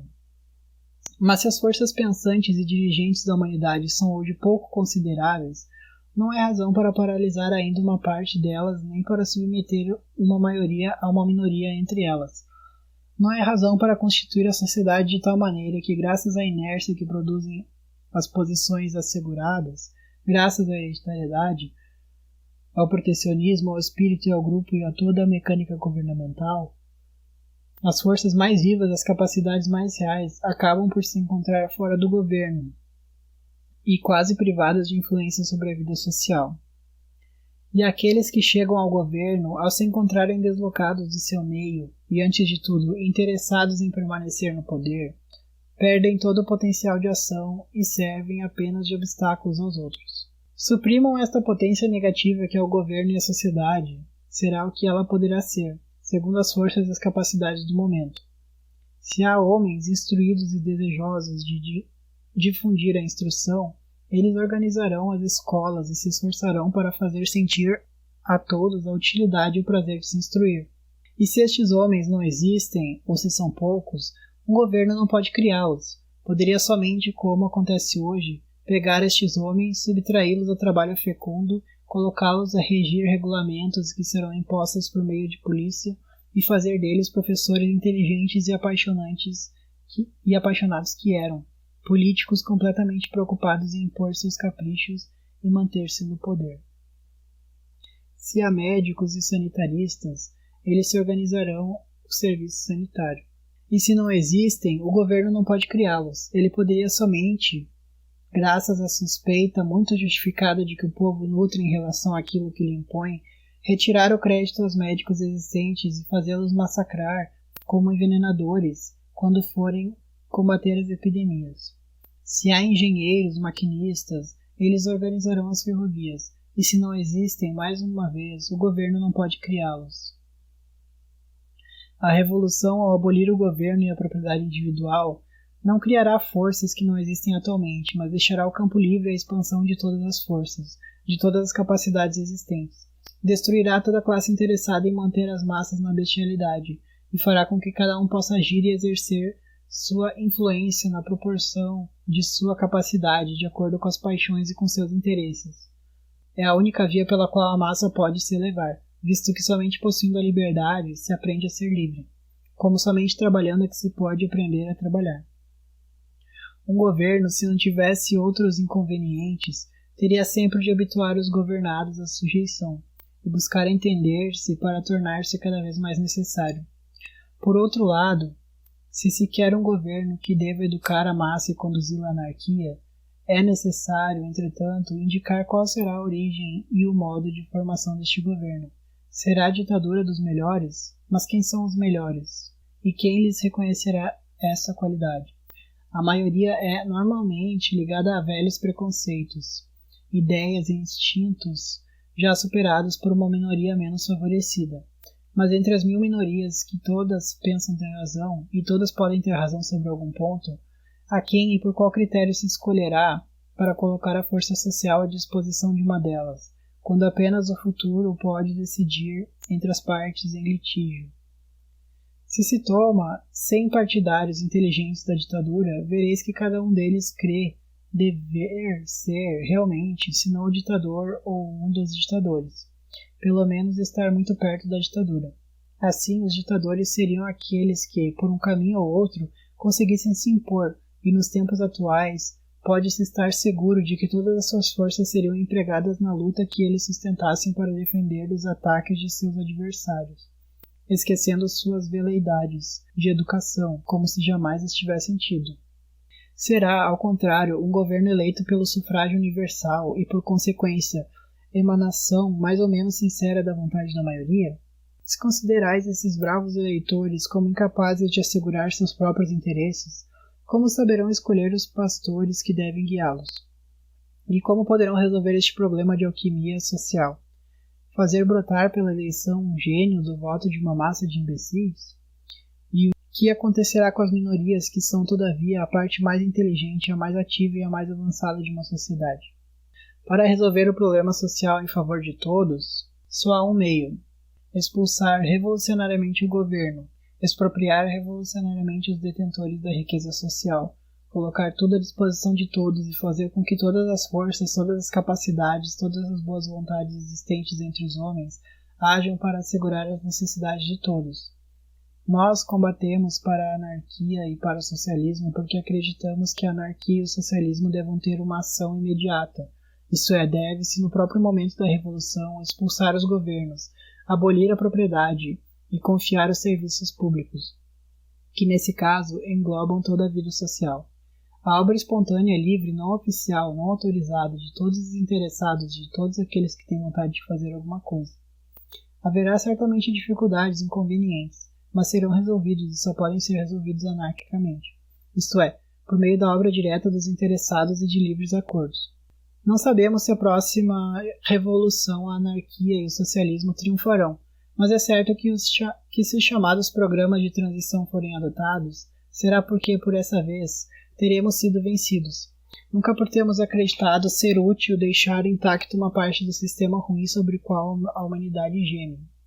De qualquer modo, teremos sobre os acontecimentos a influência que nos dará nosso número, nossa energia, nossa inteligência, nossa intransigência.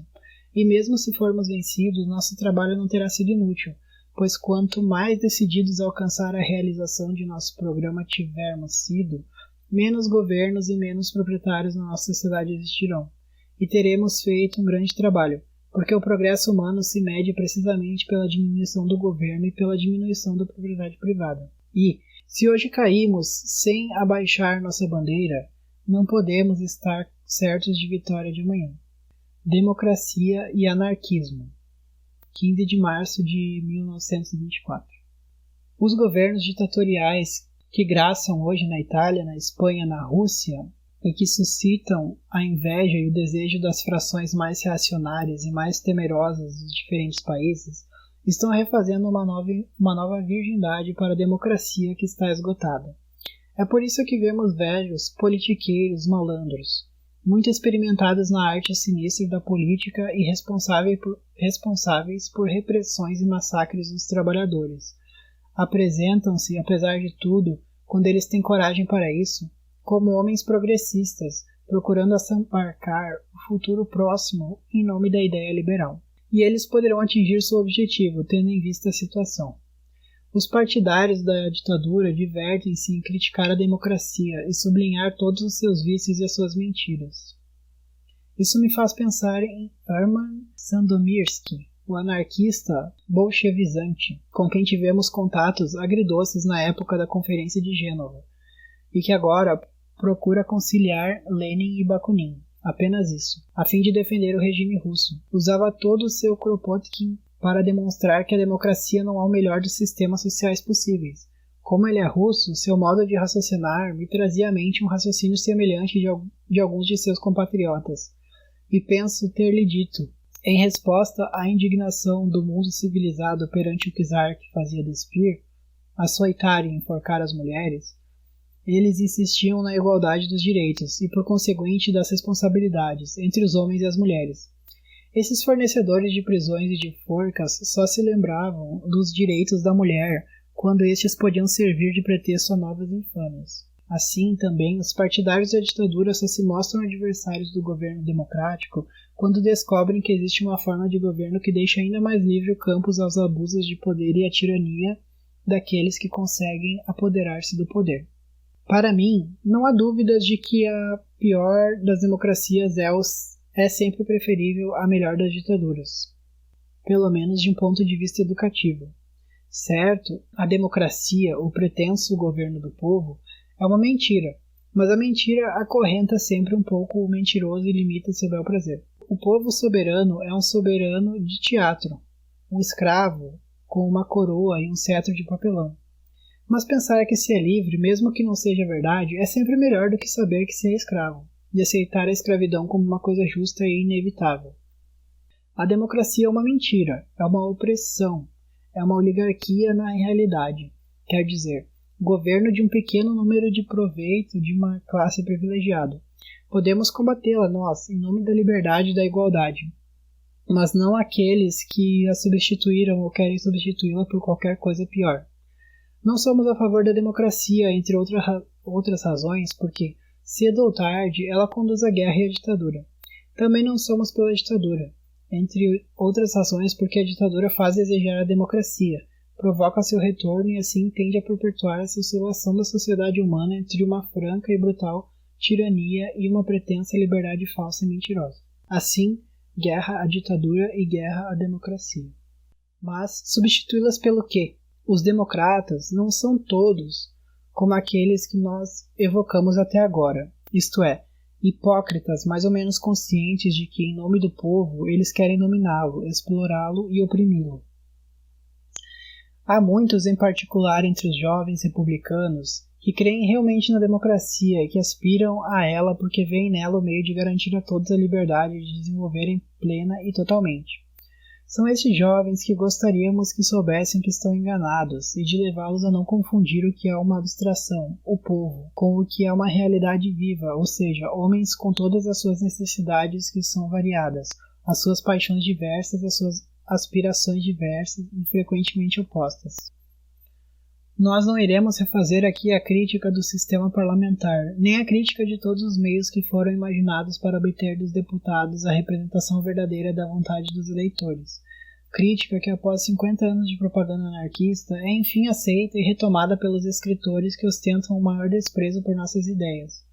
Vem, por exemplo, a Ciência Política do senador Gaetano Mossack. nós nos limitaremos a convidar nossos jovens amigos a utilizar uma linguagem mais precisa, convencidos como nós estamos de que se eles forem ao fundo das coisas, verão como todas essas frases são vazias. Governo do povo, não, porque isto suporia o que não acontece jamais, a saber, a unanimidade das vontades de todos os indivíduos que compõem o povo. Aproximar-se-á, pois, muito mais da verdade ao falar governo da maioria do povo. Isso já significa anunciar uma minoria que deverá revoltar-se ou submeter-se à vontade alheia. Todavia, jamais acontece que esses que a maioria do povo colocou no poder sejam todos da mesma opinião sobre todos os problemas. É preciso então recorrer de novo ao sistema da maioria. É por isso que nós nos aproximaríamos ainda mais da verdade ao falar governo da maioria dos eleitos pela maioria dos eleitores, o que começa realmente a parecer muito com um governo da minoria.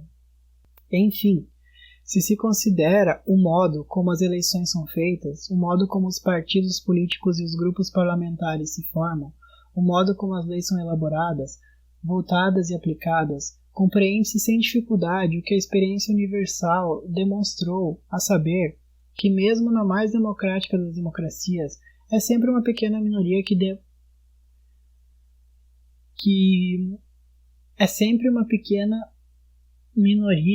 domina e impõe pela força sua vontade e seus interesses. Assim, desejar realmente o governo do povo, no sentido que cada um possa fazer valer sua própria vontade, suas próprias ideias, suas próprias necessidades, é fazer com que ninguém, maioria ou minoria, possa dominar os outros.